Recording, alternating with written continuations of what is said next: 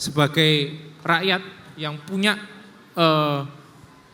andil besar di dalam menjaga laut kita gitu ya. Ya kita akan lihat selama 4 tahun ke depan, 5 tahun ke depan apakah kita akan masih dikangkangi seperti ini. Itu memang ini, ungkapan mengangkangi warga itu luar biasa. Itu di hati itu menyayat kalau melihat ke sini. Dulu hal yang demikian itu saya sempat curhat nih ke teman-teman dosen lain.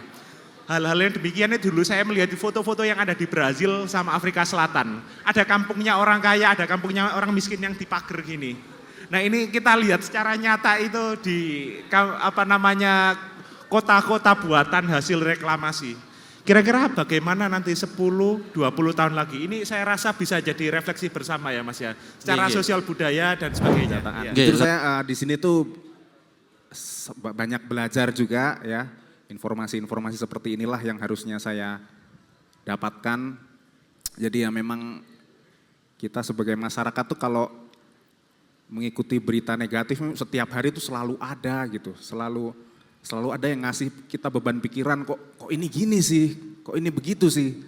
Jadi mungkin forum ini kita buat ya berbagi keresahan juga mungkin dari teman-teman. Memang kemarin kalau di ranah DPRD Kota Surabaya sempat menanyakan tentang Surabaya Waterfront Land ini gitu. Apakah sebaiknya tidak ditunda dulu rencana proyek strategis nasional ini katanya gitu ya. Dan juga kemarin kita juga dikejutkan dengan ya akhirnya ya tidak dikejutkan. Kita sedikit tersenyum lega meskipun tidak sepenuhnya lega ketika kemudian Presiden Prabowo memerintahkan TNI AL untuk membongkar itu. Meskipun ada sedikit insiden kecil ya yang sebenarnya menguji sebenarnya pemerintahan kita ini berjalannya itu selaras apa enggak ya, namanya kan ngelaras wates gitu ya. Ketika ada persoalan wates itu ternyata pemerintah ini ya juga diuji dengan ini. Misalkan ketika TNI AL akhirnya membongkar secara sepihak karena memang ada perintah dari panglima tertingginya begitu ya. Tapi ternyata Kementerian Kelautan Perikanan ini sempat melontarkan protes ya ke media. Loh kok TNI AL ini bongkar-bongkar tapi enggak koordinasi dulu dengan KKP. Dengan Kementerian Kelautan Perikanan gitu ya. Padahal ini kan mau diinvestigasi dulu dan lain sebagainya. Ya kalau menurut hemat saya ini namanya kedaruratan. Ini suatu hal yang diskresi yang sifatnya itu harus segera dituntaskan gitu. Dan saya pikir langkah dari TNI AL ini benar. Tinggal kemudian kita sebagai rakyat yang punya andil besar di dalam menjaga laut kita gitu ya. Ya kita akan lihat selama 4 tahun ke depan, 5 tahun ke depan apakah kita akan masih dikangkangi seperti ini gitu ya. Ini pertanyaan yang harus kita jawab bersama-sama. Ngoten. Tepuk tangan dulu teman-teman untuk paparan yang luar biasa tadi. Mulai cukup dari sisi hukum sampai mulai dari kira-kira awak yang bahas ngono iso enggak Mas Andi? Tapi beliau kan menyampaikan tadi rakyat tidak dijak ngomong. Rakyat mikir LPG Mas. Angel antri. Terlalu kompleks sih Mas. Ayo. Sing deket-deket rakyat sing jelas LPG kayak masak besok gitu. Lah ya, Tadi kan sudah cukup lengkap dari mulai peraturan tentang agraria, terus sebab akibat apabila laut itu dipagari atau lebih luasnya lagi direklamasi gitu Mas. Tapi untuk lebih lengkap lagi kita dengarkan dari Mas Pak Irfandi. Irfandi. Pandangan jenengan. Irfandi. Oke, cek. Ferry Irfandi. Nah ini sebenarnya rada insiden juga saya diajak sahabat saya ini naik ke sini juga. Ini mungkin kalau saya akan berangkat dari ya sudut pandang politik ya, hubungan antara masyarakat dan negara. Tadi udah diulas, ini Mas Probo ini ya, ini untuk teman-teman semuanya pakar kemaritiman di UNER. Tulisannya, opininya itu ada di mana-mana, banyak membahas tentang kemaritiman. Terutama Laut Cina Selatan ya, sangat menguasai sahabat saya ini. Kalau saya lebih di sini akan berangkat dari sudut pandang hubungan antara masyarakat dengan laut sebagai watesnya. Waduh, oke siap. Kepala saya besar ini. Iya, hubungan antara masyarakat dengan laut. Kalau kita lihat di era sekarang ini apakah orang Indonesia misalkan itu gimana orang Indonesia itu mengasosiasikan dirinya dengan laut? Apalagi warga sekitar ya, di orang-orang yang mengalami tadi ditinggal di tempat yang lautnya mulai dipatoki. Iya, dipatoki bahkan ada suratnya. Itu kan membingungkan. Bahkan nelayannya pun bisa menjelaskan lebih runtut ketimbang para politisi. Iya, itu jadi lelucon juga yang bisa dibilang getir, tapi bagi kita yang baca juga semakin lucu aja kejadiannya. Itu ya. Nah, ini saya sedikit cerita juga. Kebetulan saya dulu studi di Perancis S2 saya. Nah, kenapa saya tiba-tiba cerita itu? Salah satu jajahannya Perancis itu ada yang namanya negara Madagaskar di Afrika Timur. Nah, di sana itu banyak sekali orang-orang di sana itu banyak memiliki darah keturunan Nusantara. Makanya baju adatnya orang sana, bahkan wajah presidennya itu mirip kayak orang Dayak. Dan bahasa dan segala macamnya itu misalkan kita mengenal kata api. Di sana itu menyebut api itu avo. Saya tanya teman saya itu dalam bahasa Malgache, Madagaskar. Nah itu zaman itu kan orang itu ekspansi di lautan segala macamnya itu kan seluas itu. Dari Borneo, dari Kalimantan sampai ke Afrika itu sedemikian jauh. Tapi di zaman sekarang gimana orang itu mengasosiasikan dengan laut. Nah nyambung soal ini tadi tentang pagar di laut ini ya. Ini menurut saya lucu juga dan dampaknya saya rasa saya coba akan menggali kira-kira apa dampaknya ke masyarakat. Masyarakat itu bukan cuma nelayan ya, saya rasa ada warga kampung sekitar situ, anak-anak kecil bahkan ya nggak semuanya kan nelayan saya rasa. Ada juga petani, ada juga kemarin saya baca juga sungai pun diuruk juga ya. Itu kira-kira dampaknya itu seperti apa? Dalam misalkan nggak cuma setahun 2 tahun ya, 10 tahun lagi, 20 tahun lagi, bentuknya di situ seperti apa? Saya sendiri pernah ya ke PIK 1, PIK 2 melihat di sana seperti apa. Itu memang ungkapan menganggangi warga itu luar biasa. Itu di hati itu menyayat kalau ngelihat ke situ. Karena kita ngelihat di sini itu ada sesuatu yang berbeda dengan kampung yang mana masyarakat asli situ terikat secara sosial, budaya, kultural dengan lautnya. Jadi laut itu bukan hanya untuk objek untuk ditundukkan, eksploitasi ditundukkan. Kalau zaman dulu kan di zaman ekspansi penjajahan itu kan orang itu berusaha menaklukkan alam. Alam itu termasuk kita di negara berkembang yang pada akhirnya dijajah itu ya, dianggap sebagai alam liar, orang-orang liar yang ada di timur dan ditaklukkan. Nah, tapi kita ngelihat di sini kan lain ya. Dalam artian orang-orang di sini itu bukan yang untuk menaklukkan. Di sini dalam artian warga lokal itu yang kelompok-kelompok yang terikat dengan lautnya, dengan pantainya, dengan hewan-hewannya. Makanya kalau kita berbicara ekologi kan bukan hanya manusia dan laut airnya, tapi juga seluruhnya hewan-hewan di situ, serangga dan sebagainya. Di kampus kebetulan saya juga ngajar politik lingkungan Mas Probo, ada banyak mahasiswa HI juga yang ngambil di mata kuliah itu membahas tentang keterkaitan manusia dengan alamnya juga. Jadi kita di sini nggak ngelihat, tadi Mas Probo sudah melihat ini dari sudut pandang hukum, ekonomi, tapi di sini saya coba berangkat dari sudut pandang ekologi, environment atau lingkungan lah, lingkungan di sini, hubungan antara manusia dengan alam. Jadi cara pandang yang lama itu alam sebagai sesuatu yang harus ditaklukkan, laut itu ditaklukkan. Di sini coba kita bongkar cara berpikir kita. Alam itu menjadi bagian dari kita. Jangan-jangan orang sana itu ngelihat kita kalau melihat ya, alam itu kita selama ini itu memancing ikan, nelayan mencari ikan dan sebagainya. Tapi bukan cuma itu. Mereka itu warga sekitar itu bahkan bisa merasakan air, ombaknya dan sebagainya untuk mengidentifikasi gejala-gejala alam, kapan mereka berangkat dan pulang dan sebagainya, terus kehidupan anak-anak dan sebagainya itu akan menjadi bisa dikatakan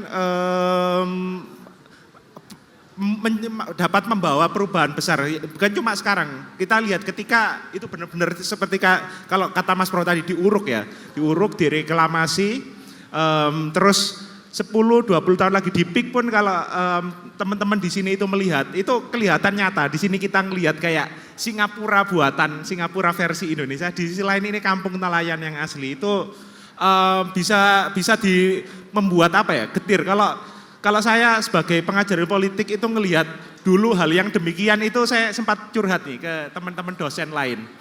Hal-hal yang demikian itu dulu saya melihat di foto-foto yang ada di Brazil sama Afrika Selatan. Ada kampungnya orang kaya, ada kampungnya orang miskin yang dipager gini.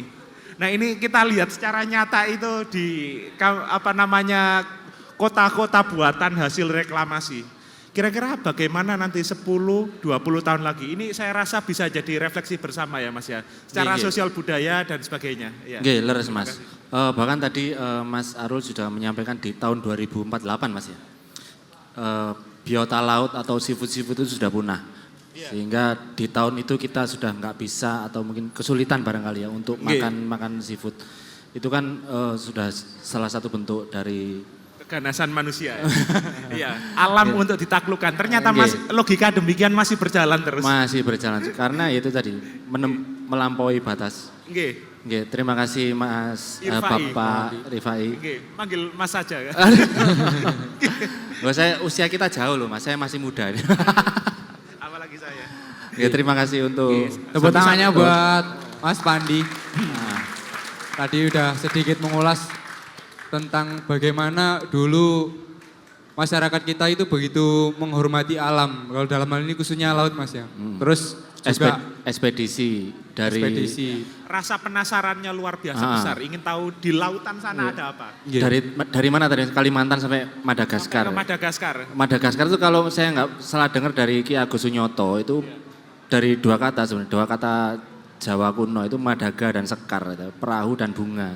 Jadi setahu saya seperti itu memang. Jadi dan memang sampai sekarang orang Madagaskar pun bangga dengan identitas mereka menyeberangi latar belakang mereka. Wah, luar biasa. Nenek moyangku benar-benar seorang pelaut kan gitu. Iya, nah, selanjutnya dari apa yang Mas Pandi ceritakan di masa lalu itu, beliau menghubungkan dengan sebab dan akibat apabila laut itu dipagari atau reklamasi. Oke, langsung kita selanjutnya, kembali ke Mas Beta. Beta Gunshop. Pakar laut, Mas Beta. Mas Beta, pakar laut Sudekat. Laut ya. Pengalaman saya itu cuma terdampar soal laut Bang. Tidak ada lagi. Tepuk tangan untuk Pak Probo dan juga Pak Irfai, luar biasa. Informasi yang benar-benar mendalam saya dengar tuh baru malam ini Bang. Karena di FYP saya tuh tidak muncul kayak gitu-gitu. Demi Allah FYP saya full. Joget. Loli ke luar negeri. Nikita Mirzani dan siapa? Fadel itu. Terakhir orang Papua mau carok sama Madura di Jogja itu. Allahu Akbar. Mangkane Fuad gak teko. Nah, teko memang daerah do cuek ngono karo aku kan. Cuek ngono, kita satu komunitas tapi agak cywar tipis-tipis ya kan. Dari nang Sanggoriti mau. Iya ambek Aan kan. Lah kae iku ngejak sampean apa ya apa? Aku ndek Sanggoriti. Wah enggak ngerti mana ya gue emang kacau golek gift wong golek gift ya. Golek gift live gitu. Terlalu banyak berita tidak penting yang muncul di kenapa ya? Kok saya tidak tahu ya kalau Surabaya mau ini, mau itu. Berita-berita caro itu saya sampai ke toko Madura itu ngaku orang Sumenep Bang. Aku Sumenep. Sumenep ya, waduh. Takut saya beli Paramek, takut saya, khawatir agak-agak ini ya. Soal laut ya, Kenjeran tuh jelek menurut saya ya teman-teman ya. Setuju nggak? Itu pantai ya Allah. Aku tak minggir sih, cek gak kesuting. Bau udah. Jadi kalau kata Mas Probo tadi di daerah Surabaya mana mau dibikin pantai timur, mau dibikin Surabaya Selat Waterfront Madura. Line Mas. Semacam proyek-proyek gitu. Semacam PIK. Itu kita tidak perlu khawatir teman-teman. Karena apa? Kita punya Cakji. Kita punya Cakji. Kalian tahu kemarin betapa getolnya Cakji melindungi tanah rakyatnya, ya kan? Di FYP itu. Ini kesempatan kita semua melihat Cakji tampil di laut. Biarkan dia ngonten pakai banana boat, biarkan. Bersama lumba-lumba Kenjeran itu saya ingin hari itu terjadi, Bang Probo. Saya ingin melihat apakah ketegasan Cakji berlaku di saat ada proyek-proyek seperti itu gitu. Get no waste, ya kan? Membelah lautan, ya kan? Seru sih. laut, wates, apa tadi temanya yang apa? Laras, Wates ya. Menselaraskan. Laras dan wates, laras panjang mungkin saya agak persenjataan. Jujur saya di sini tuh banyak belajar juga ya. Informasi-informasi seperti inilah yang harusnya saya dapatkan. Jadi ya memang kita sebagai masyarakat tuh kalau mengikuti berita negatif setiap hari itu selalu ada gitu. Selalu ada yang ngasih kita beban pikiran, kok ini gini sih, kok ini begitu sih. Jadi mungkin forum ini kita buat ya berbagi keresahan juga mungkin dari teman-teman yang ada apa gitu. Apalagi ya Jadi saya ini buntu, kan kita tanya jawab aja gitu. Q&A.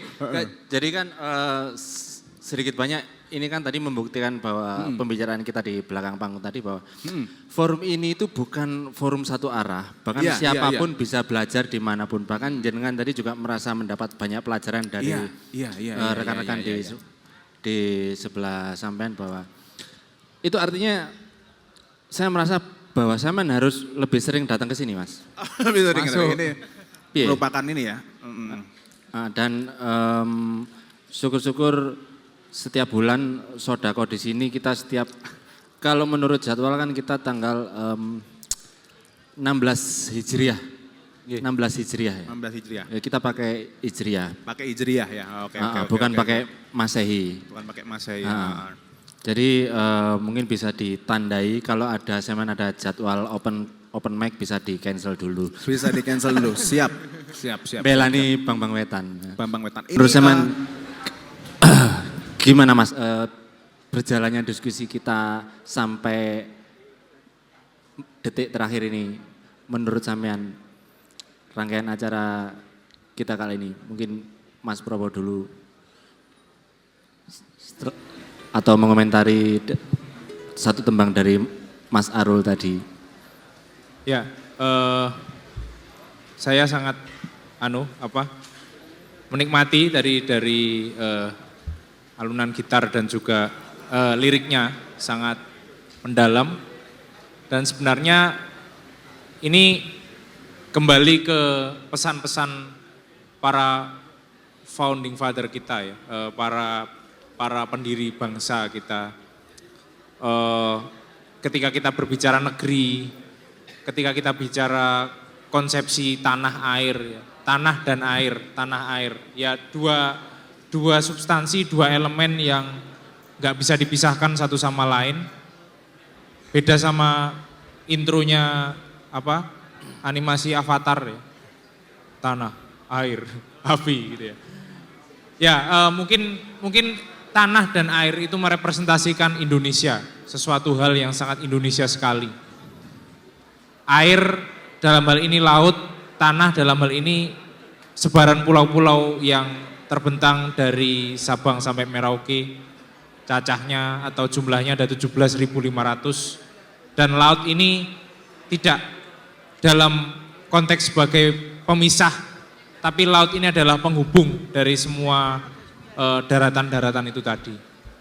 Nah, oleh karena itu mari kita refleksikan berkaca dari kasus pagar laut itu tadi, bahwasanya sejauh mana sih kita itu sebagai ciptaannya, sebagai makhluknya bertindak dan berkreasi sampai melampaui batas.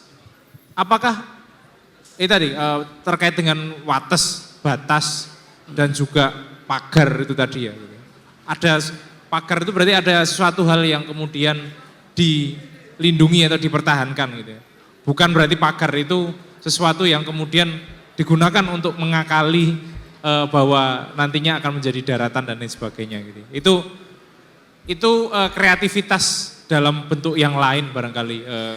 Karena kalau kita mengacu pada orang Indonesia yang kreatif gitu, berbagai macam cara orang Indonesia menggunakan akal dan pikirannya mereka, dan sekian banyak trik yang saya pernah tahu ya tentang pola tingkah laku orang Indonesia ya baru ini saya menganggap bahwa pagar ini didirikan bukan untuk melindungi sebuah tempat atau sebuah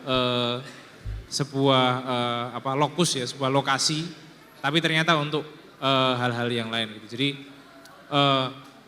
kembali pada soal ngelaras wates, ya mari kita laraskan dulu pemikiran kita, mari kita jernihkan dulu pemahaman kita tentang definisi pagar itu. Jadi supaya kemudian pagar itu tidak digunakan untuk kemudian membatasi apalagi menguasai laut gitu. Ini kembali pada yang sudah disampaikan oleh Mas Irfai tadi ya, bahwa pola pikir kita ya untuk kemudian menguasai suatu hal itu ya, ya itu sebenarnya bukan warisan dari nenek moyang kita sendiri, tapi khasanah dari orang-orang Barat ya, yang kemudian punya ambisi-ambisi imperialistik yang itu kemudian diwujudkan dengan ya penguasaan ya, diwujudkan juga dengan pematokan laut-laut itu. Ya mudah-mudahan ini menjadi catatan untuk tidak terjadi lagi ya di kemudian hari gitu. Ya mungkin seperti itu, karena kalau kata lagu anak-anak itu, Indonesia negeriku, orangnya lucu-lucu. Ya. Jadi arah Seman kan merefleksikan pagar itu pada diri kita masing-masing. Kan akhirnya kalau penangkapan saya timbul pertanyaan seperti ini. Kita sekarang kan sebagai rakyat yang tidak ikut melakukan hal-hal yang melampaui batas yang kita sebut tadi. Pertanyaan kan seperti ini, kalau misalnya kita punya power, kita punya duit, kita punya wewenang untuk melampaui batas itu, apakah kita masih bertahan? Ataukah kita ikut-ikutan melampaui batas? Kan seperti itu Mas. Kita lihat berita orang korup, kita lihat berita penyelewengan, kita marah. Lah sing pertanyaan ini kan kita marah karena apa? Marah karena duit, atau marah karena iku hantu, atau marah karena iri, kok gak aku aja nyolong, kan seperti itu Mas. Kira-kira gitu Mas. Gimana? Ya ini seperti logika yang sama ketika saya sering melihat kartun-kartun yang tersebar di media sosial, Instagram dan sebagainya. Ketika ada orang kena musibah gitu ya, lalu bilang misalkan ada kecelakaan gitu. Yang kecelakaan itu truk yang bawa sembako, yang bawa galon. Nah ketika orang itu pada sibuk ngelihat kondisi drivernya yang kecelakaan tadi itu mana kemarin dan sebagainya, ternyata sudah pada salah fokus semua. Yang dilirik itu sembako muatannya yang sudah terjaga di jalan itu kemudian di jalan rame-rame. Jadi saya pikir apakah ini membuktikan bahwa ya pemimpin itu cerminan rakyatnya dan sebaliknya rakyat itu adalah cerminan dari pemimpinnya. Apakah seperti itu? Jadi barangkali dari fenomena kasus pagar laut itu ya yang korup di situ kan bukan hanya dari rakyatnya, salah satu rakyatnya yang mungkin punya kekuasaan atau yang punya bondo gitu ya, kemudian bisa menyuap pejabat-pejabat kita yang dalam tanda kutip serakah gitu, sehingga kemudian HGB itu bisa dikeluarkan dengan mudahnya. Nah itu kan artinya ada satu siklus yang itu tidak berhenti gitu ya. Kita nyalahkan pemimpinnya, rakyatnya kayak gitu, rakyatnya kita salahin, ternyata pemimpinnya kayak gitu. Jadi itu paradoks yang sangat tidak bisa dihentikan gitu. Sampai kapan seperti ini ya. Kalau dulu ada jargon katanya revolusi mental. Mentalnya mana yang direvolusi kalau masih seperti itu gitu. Ini hanya sebatas jargon saja. Akhirnya itu Mas, yang bisa kita tarik atau kita terapkan untuk diri kita sendiri ya. Hal-hal yang besar itu tadi kita jadikan untuk bahan berkaca untuk dalam kehidupan kita sehari-hari dalam lingkup yang lebih kecil, untuk lebih bisa menahan diri ya maksudnya. Untuk contohnya ya tadi, kalau sembako itu tadi, kalau itu bukan hanya ya nggak usah diambil gitu. Jadi yang bisa kita coba terapkan ke diri sendiri ya, puasa untuk ukuran-ukuran sesuai diri kita masing-masing gitu.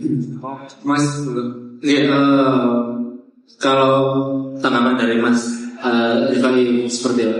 Ya, terima kasih.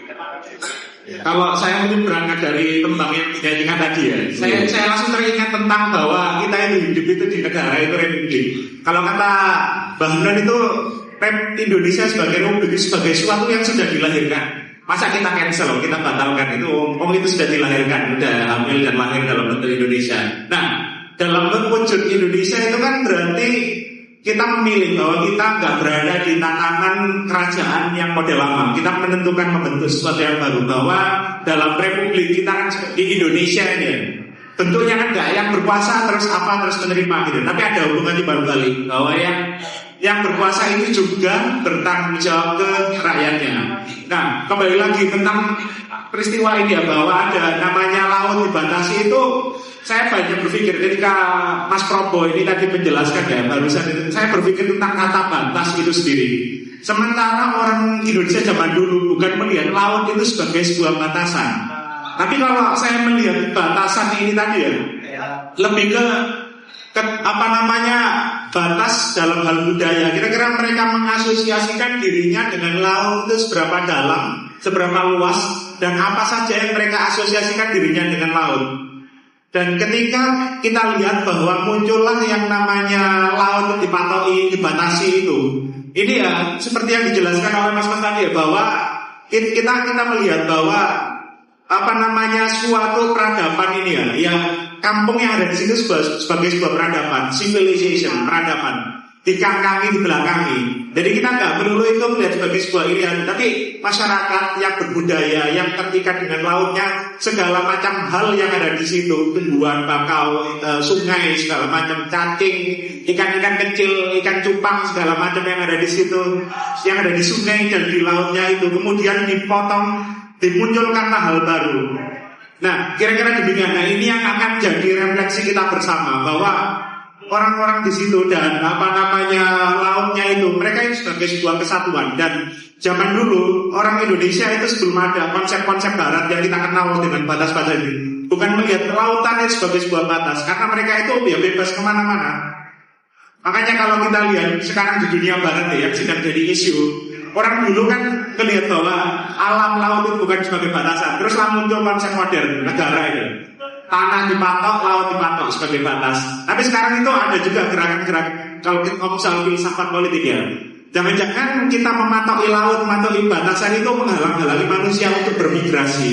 Sementara orang itu kan bebas dan sebagainya. Kalau kita ngomong konteksnya kampung tadi, orang itu kan memiliki kebebasan untuk hidup di kampungnya yang di pesisir, untuk berinteraksi secara langsung dengan laut, jadi nelayan segala macam, nyemplung di renang ya, itu hak mereka dan sebagainya. Kira-kira demikian. Matur nuwun.